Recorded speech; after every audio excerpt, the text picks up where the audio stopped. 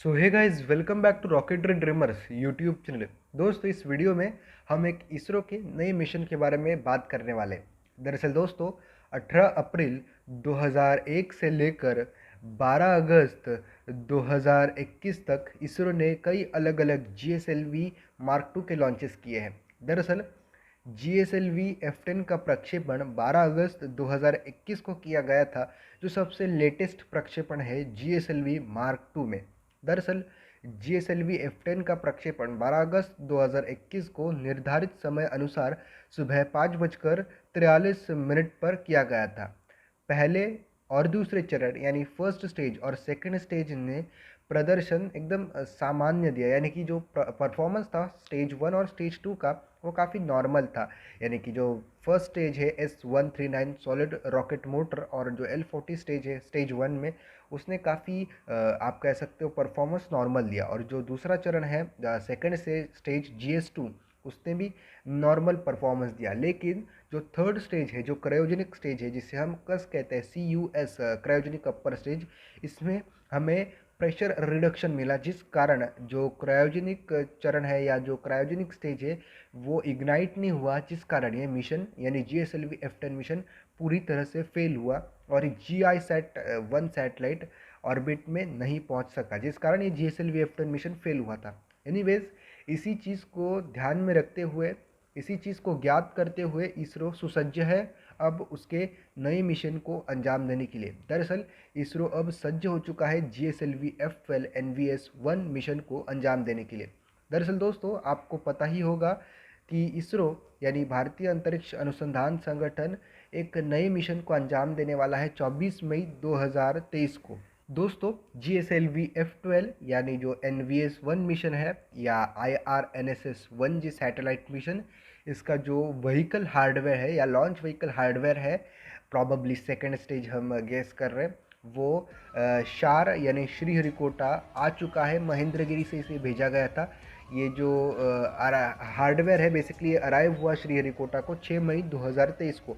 आप देख पा रहे होंगे इस ओवर साइज व्हीकल के द्वारा इसे लाया गया था। प्रॉबली ये सेकेंड स्टेज लग रहा है, क्योंकि हमें पता है कि जो L40 है यानी कि लिक्विड स्टेज जो है, या आप कह सकते हो लिक्विड स्ट्रैप ऑन जो बूस्टर्स जो है, वो बेसिकली हमारे शार में ऑलरेडी मौजूद है। तो अभी S139 बूस्टर ऑलरेडी होता ही है शार में, तो अभी बचा सेकेंड स्टेज। तो सेकेंड स्टेज ऑलरेडी अभी इन्होंने आई मीन ट्रांसपोर्ट किया है, और होपफुली आने वाले कुछ दिनों में क्रायोजेनिक स्टेज भी ये लोग ट्रांसपोर्ट करेंगे, या हो भी चुका होगा आई गेस। पर हाँ, अभी सेकंड स्टेज प्रोबेबली ट्रांसपोर्ट हुआ है महेंद्रगिरी से सतीश धवन स्पेस सेंटर के लिए। और प्रोबेबली ये जो लॉन्च है इसरो एम कर रहा है 24 मई 2023 यानी गुरुवार। तो इस दिन ये लॉन्च होने की गुंजाइश है। बेसिकली कई लोग कह रहे हैं कि ये जो LVM-3 यानी GSLV मार्क 3 है, उसका फर्स्ट स्टेज यानी कि L110 स्टेज भी हो सकता है।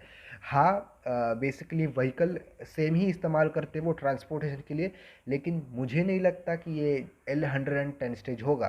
बेसिकली क्योंकि जो GSLV F12 मिशन है वो काफ़ी नज़दीक आ रहा है, और उसमें इसरो L110 स्टेज को मूव करेगा, ये मुझे तो नहीं लगता। प्रोबेबली ये मतलब थोड़ा सा आई मीन ऑफ लॉजिक जाता है, तो इसलिए मुझे तो लगता है कि ये सेकेंड स्टेज हो GSLV मार्क 2 का, क्योंकि L40 बूस्टर्स ऑलरेडी है शार में, और जो हमारा सॉलिड व्हीकल असेंबली बिल्डिंग है यानी SVAB, उसमें S139 बूस्टर ऑलरेडी हो सकता है। तो फर्स्ट स्टेज यही हो गया यानी सॉलिड रॉकेट बूस्टर और लिक्विड स्ट्रैप-ऑन्स। रहा ये सेकेंड स्टेज जो अभी ट्रांसपोर्ट हो रहा है, और क्रायोजेनिक स्टेज कुछ आने वाले दिनों में ट्रांसपोर्ट हो सकता है। So be ready for the launch. Anyways, ये हो गए GSLV F10 NVS-1 मिशन के बारे में या IRNSS-1 जी सैटेलाइट के बारे में।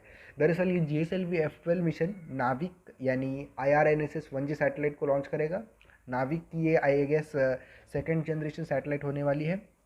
उसके साथ ही साथ GSLV F10 में जो हमें प्रॉब्लम दिखी थी क्रायोजेनिक स्टेज में, उसको इस बार इन्होंने चेंज किया है, मतलब इस बार इन्होंने रिपेयर किया इस मिशन के द्वारा। मतलब जो क्रायोजेनिक स्टेजेस में बदलाव किए जाने थे वो इस GSLV F12 मिशन में किए गए हैं। तो होपफुली कुछ हमें नया अपडेट मिले क्रायोजेनिक स्टेज पर GSLV Mark 2 के। एनीवेज इस वीडियो में इतना ही, मिलेंगे किसी और वीडियो में, तब तक के लिए जय हिंद, वंदे मातरम।